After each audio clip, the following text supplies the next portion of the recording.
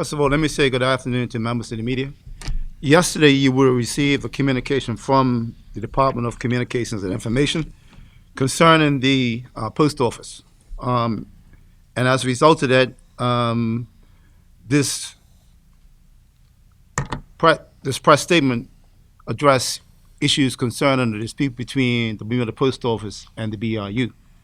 And I think what it attempts to do is to, I'm not sure whether it's to throw the blame on the BIU or throw the blame on the post office, but certainly the press conference or the press statement alludes to there is a situation at the Bermuda Hamilton Post Office. That part is true. I would say maybe 2 months or so ago, we received a communication from the Postmaster General about the redeployment of staff. Our concern with the redeployment of staff as relates to the post office is concerning because they had some measurements done as relates to the post office and the post office persons doing the work. And we wanted to see the numbers, the figures as to how they came to those conclusions. And I'll get the president who's sitting on my immediate left, who will tell you when we asked for them numbers and how long it's been. But let's just be crystal clear, because I think that 4 sub-post offices have been closed in the last year or so. I think the latest one was Paget. That was the latest post office that was closed. And I think we even had a press conference at that point in time, because I think we had some agreement when the other sub-post office closed, and this one kind of like came out of the blue, so to speak. And as a result of that, you will be aware that, yeah, it's causing some challenges as relates to making sure people can pick up their mail and people can get their mail. The challenge that we're going to continue to have, because whilst we certainly want to do our part, we have an MOU that we've signed with the post office many years ago. And that MOU relates to people being on vacation, people being on sick, where our work is covered while they're out. So I don't want people to think that we're just sitting around here or the post office workers just sitting around not doing anything. We recognize that if somebody is on vacation for a week, 3 weeks, their work's got to be covered. We recognize that somebody's going off sick for a week or a month however long, their work's got to be covered. So we agreed to do all of that. Well, there is a situation where, from I guess the management team is thinking from time to time we can use this to get this work covered. Time to time means the example that I just gave you, vacation and sick. Time to time does not mean when somebody retires. Full time now, apparently this time to time now also turns into full-time coverage. That's not what it was designed for. So having said that, we are very concerned right now that I can tell you that when the BIU looks at the amount of check-offs that we have for our members in the post office division, that if we go back to September 2011, we had 84 members on check-off for the post office. We wind the clock forward to 2015, which is September last year, we got 62 members on check-off. So we've lost 22 members. And this is up to September 2015. Since then, we've had at least 3 or 4 other postmen that have retired. So now that number's not 22 anymore. We're probably down to either 58 or 57. So we're down over 25 workers in the post office section in the last 4 years. So you wonder why we've got a problem? So I don't want whether it's the Postmaster General or the Premier who is responsible for the post office to point any fingers at the BIU. This whole thing about high-end freeze is getting us in trouble. High-end freeze should be on a certain number.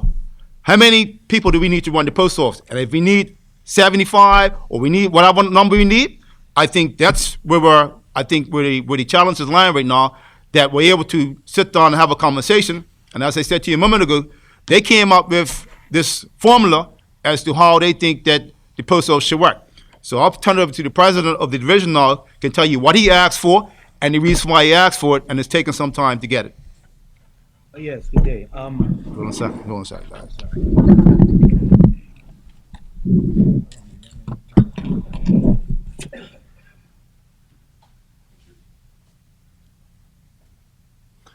Yes. Concerning the time frame we asked for the figures to deal with redeployment, it's been over 3 years, and the reason we asked for them was because we understood that this was going to be a problem, primarily because of what they were asking for us to do. Now, the format that was given to us originally was done so metrically. No one understood it. The Postmaster General didn't understand, nor did his team. So why he was prepared to go along with it, I don't know. Because if you don't understand something, why go along with it? up until even recently, as far as I think the last meeting we had was October, there were some questions I was directing specifically at the Postmaster General, to which still he could not answer. So again, we're looking at a situation where I asked for it to be given in such a format as real time, because that was the problem. The metric thing was not in real time, and that's what we asked for it in. Also, what we wanted it to be done in was to be done in a JCC meeting, which meant that it would have been minuted, and everything would have been done there. And I wanted it was given to me for that my team could visit him personally, recognizing that his team did not, meaning the Postmaster General, this team did not know about it. I thought it would be useful for everybody to be there to learn about this all together. This wasn't done until October, I think 27th, and that's when it was done then. And I think on the 28th, he was advised to go to arbitration. And I don't know how I could read uh, numbers at least about this thick, at least about 2 inches, inch and a half thick, the paperwork in less than 24 hours. And recognized that I had asked for him for over 3 years. Any questions?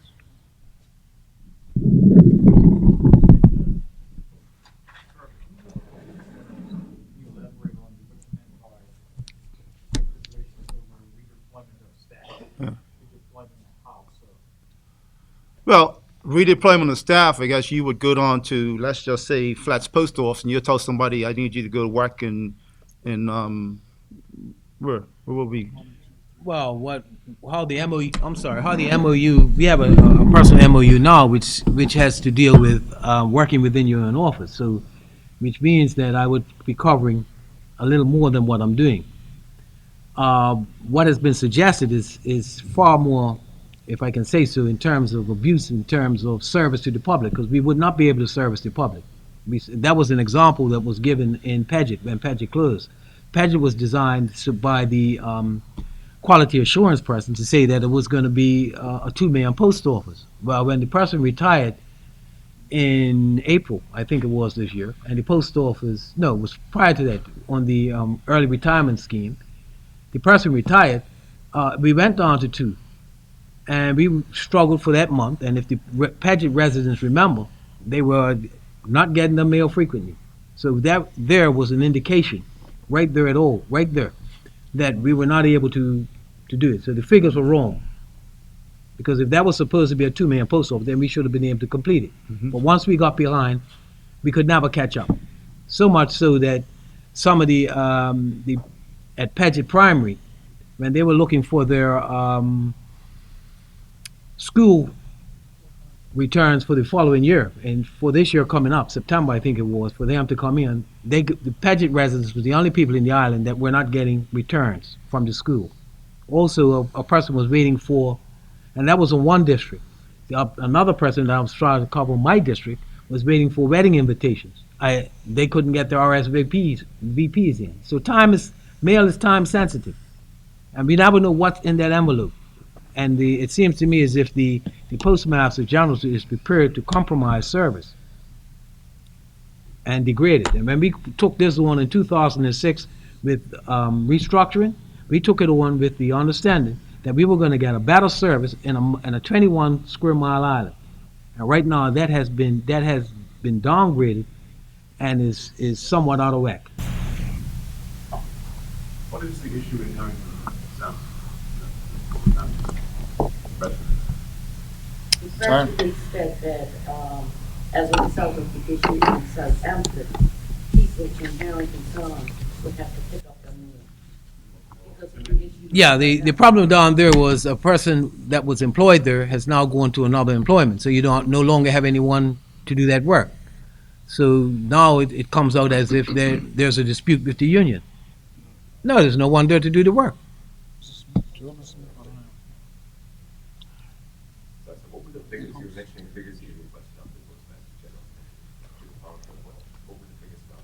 The figures were to do with, we have a structure whereby every day we give in data, and it's done by a time analysis, and this is supposed to be done with this computer. Well, unfortunately, we work in a real post office. The postmaster is doing it via a virtual post office. You can't run it like that. Not only that, it hasn't been cross-referenced by real time, meaning what?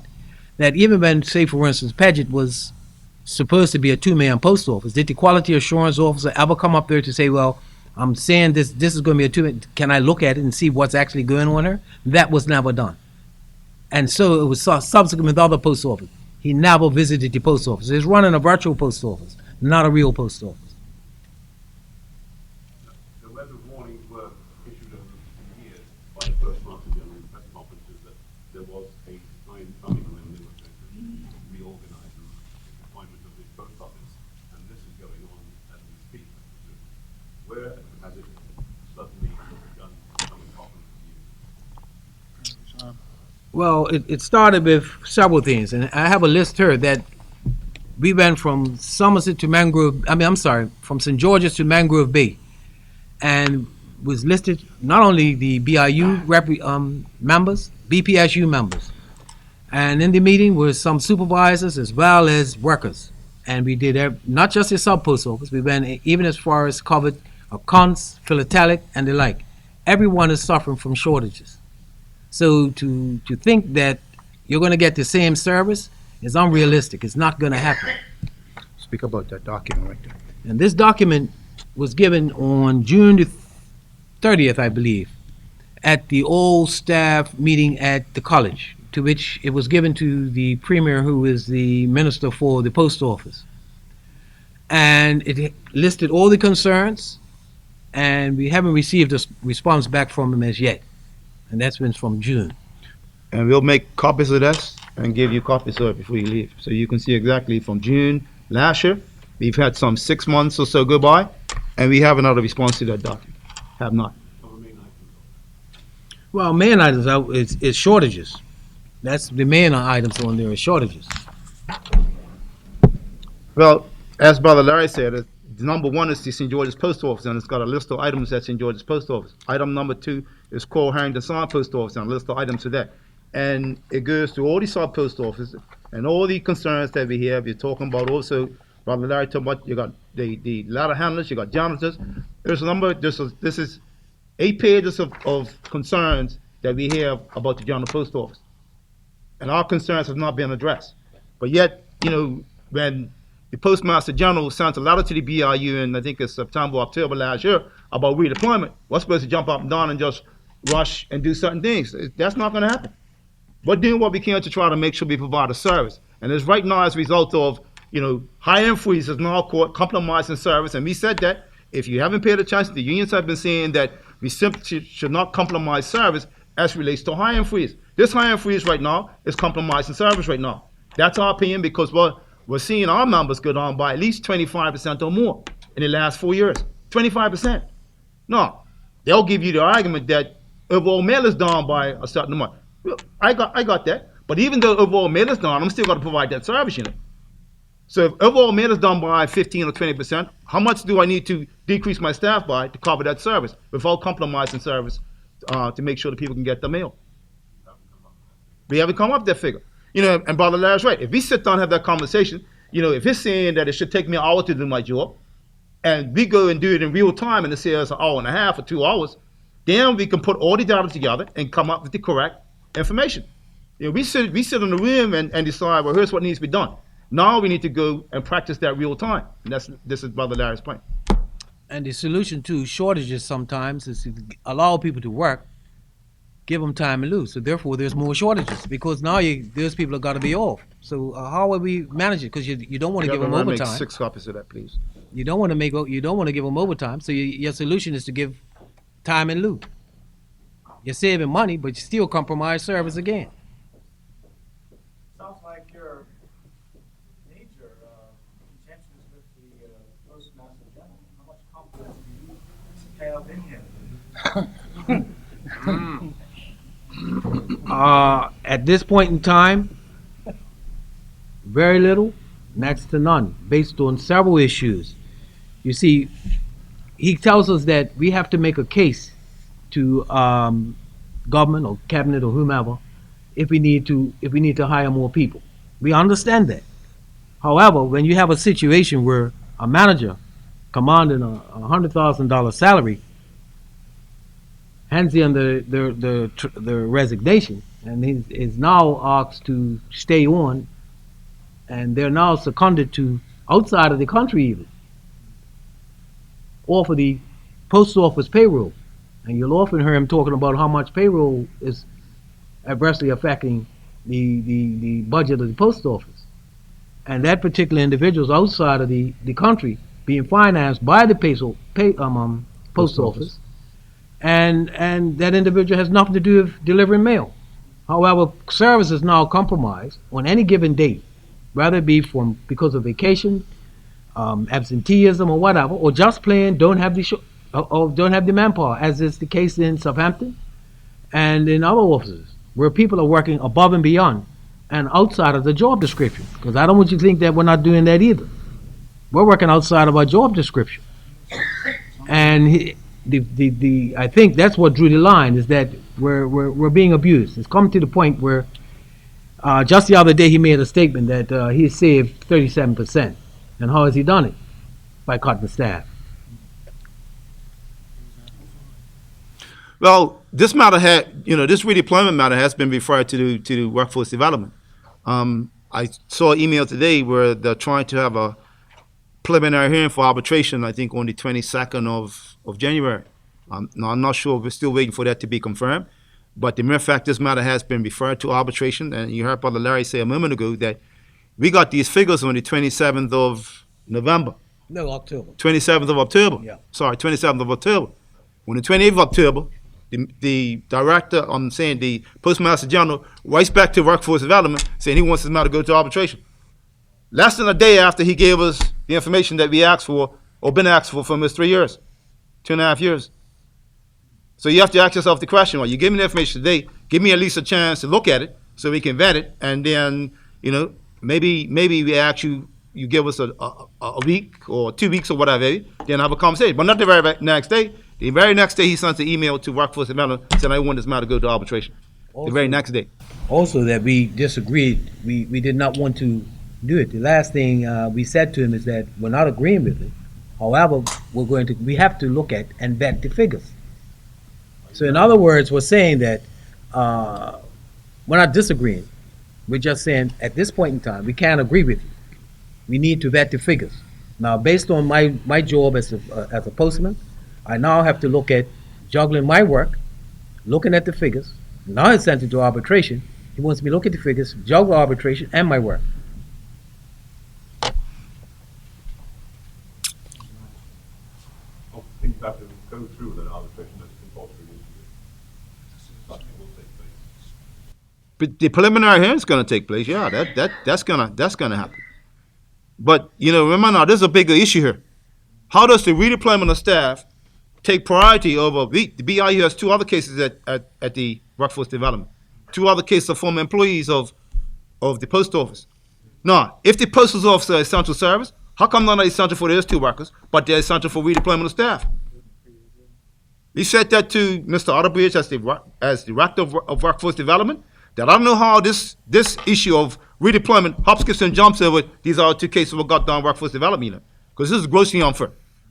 That a redeployment issue could take priority over somebody's livelihood, who you've put out of work. That's a real issue. Real. Several years old, too. Those 2 cases have been on Workforce Development for, 1 for 3 years and probably 1 for 2 years. And if the postal office is the essential service, how come these matters couldn't be referred to an arbitration? And to be fair, one of them did start at arbitrations, because they're going to come back and tell you one of them did start, and it had to be stood down, and now the matter that we were dealing with is all finished, and it should have got referred back to arbitration. So maybe Workforce Development and the BIU could be responsible for dropping the ball on that one, not on the second one. That's all post office. All post office.